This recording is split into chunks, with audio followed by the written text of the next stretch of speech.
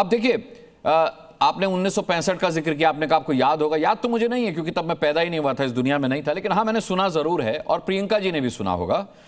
मेरा दावा है वो भी तब पैदा नहीं हुई होंगी। प्रियंका जी, जब लाल बहादुर शास्त्री जी ने ऐलान किया था और देश ने डिनर खाना छोड़ दिया था, तब विपक्ष ने उनसे सवाल नहीं पूछा था कि आपकी तैयारी क्यों नहीं है इस युद्ध के बाद हमें इस लायक बनाने की, इतना सक्षम कर देने की कि हम तीनों वक्त का खाना खा पाएं। ये एक जज्बा होता है, जो जज्बा विपक्ष में इस वक्त दिखाई नहीं दे रहा, और इसे विपक्ष मानने को भी तैयार नहीं है।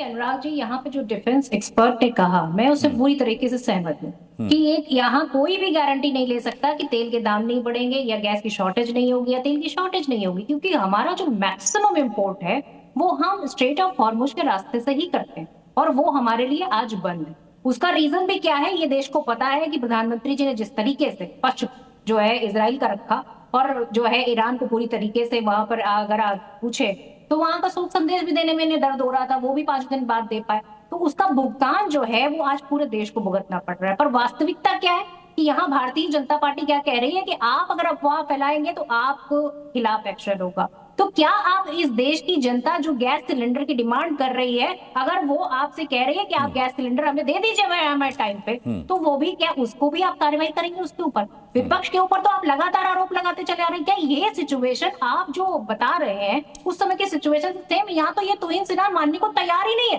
ये तो कह रहे हैं कि 3 दिन में हम गैस का सिलेंडर प्रोवाइड करा देंगे। तभी तो मैं कह रही हूँ इनको कहिए कि अपना नंबर वायरल कर दे, जिसके पास सिलेंडर नहीं है वो इनसे कहे कि सिलेंडर दे दीजिए। तो ये अफवाह फैला रहा है कौन? ये भारतीय जनता पार्टी फैला रही है कि कोई सिचुएशन खराब नहीं है। अरे आप तैयारी चाहते ही नहीं है तो तैयारी ठीक है। अच्छा, मैं आपके पहले सवाल का जवाब शंकर प्रसाद जी से लेता हूं, फिर तोहीन जी से बात करूंगा। AK वाजपेयी जी भी हैं, रोहित भी हमारे साथ हैं। नाले की गैस से चाय कब बनेगी ये भी बता दीजिए।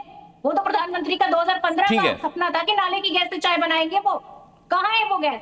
नहीं ठीक है, रुक जाइए। गैस पर्याप्त मात्रा में है। अभी आपको गेल इंडिया के पूर्व चेयरमैन ने बता दिया, आशुतोष कर्नाटक जी ने। फिर भी आपके लिए और इलेबोरेट करवा दूंगा। मैं तो चाहती हूं शंकर प्रसाद जी, अभी कांग्रेस की प्रवक्ता ने एक आशंका जाहिर की है कि ये संकट इसलिए आ रहा है क्योंकि हमारे देश के प्रधानमंत्री इजराइल के साथ खड़े नजर आए थे, इजराइल में नजर आए थे, वहां का सम्मान लेते हुए नजर आए थे, और उसके अगले दिन ही युद्ध शुरू हो गया।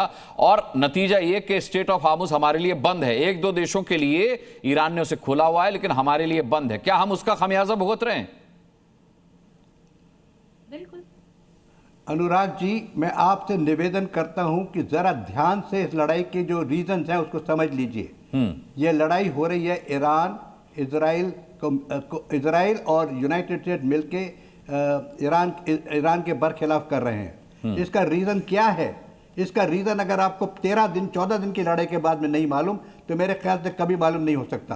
पूरे विश्व समझ रहा है कि स्टार्टिंग पॉइंट इसका यह था, यूनाइटेड स्टेट्स चाहता था कि किसी प्रकार से वह रिजीम चेंज हो और ईरान न्यूक्लियर पावर ना बन सके, उसको डिग्रेड करना। दूसरी तरफ ईरान का जो इजराइल का एम है वो भी बड़ा क्लियर है, वो हिडन है थोड़ा, लेकिन उसका क्लियर ये है कि पिछले 2 साल से, 2.5 साल से, अब 50 साल से जो इजराइल है वो भुगत रहा है एक टेररिज्म को, हमास के जरिए, हिजबुल्लाह के जरिए और यूती के जरिए। वो टेररिज्म की जो जड़ थी वो ईरान के अंदर है, ईरान उनको सपोर्ट करता था। तो इस वजह से इजराइल बड़ा परेशान था ईरान से, लेकिन वो इसका कोई खास एक्शन नहीं ले पा रहा था। हालांकि वो हमास के बरखिलाफ और हूती के बरखिलाफ और हिजबुल्लाह के बरखिलाफ लगातार उनको डिग्रेड करने की कोशिश करती रहा है। लेकिन इस समय जो युद्ध छिड़ा है, जो स्टार्ट पॉइंट है, अब तो कई एक बातें निकलती चली जाएंगी, तो ये बदली होते चले जा रहे हैं लड़ाई के। वो तो एवरी डे जो ट्रंप साहब कहते हैं बदल जाता है, that's a different matter altogether. लेकिन लड़ाई शुरू हुई है for degrading the nuclear capability of Iran and also to do a regime change. अब वो हुआ कि नहीं हुआ उस पर आप डिबेट करना चाहें तो कर सकते हैं मेरे, उसका भी मैं जवाब देना तैयार समझता हूं। लेकिन मोदी जी की विजिट से इसका कोई ताल्लुक मेरे हिसाब से तो नहीं है। अगर पॉलिटिकल इसका कोई निकालना चाहता तो अवश्य निकालें, ये उनकी मर्जी है। हम जो हमारे प्रधानमंत्री गए थे अभी रिसेंटली इजराइल में, उसका भी मकसद हमें मालूम होना चाहिए, और उसका मेन रीजन मैं आपको आज बता ही देता हूं कि भारत भी एक सिंदूर ऑपरेशन में फंसा हुआ है, आज भी वो खत्म नहीं हुआ है।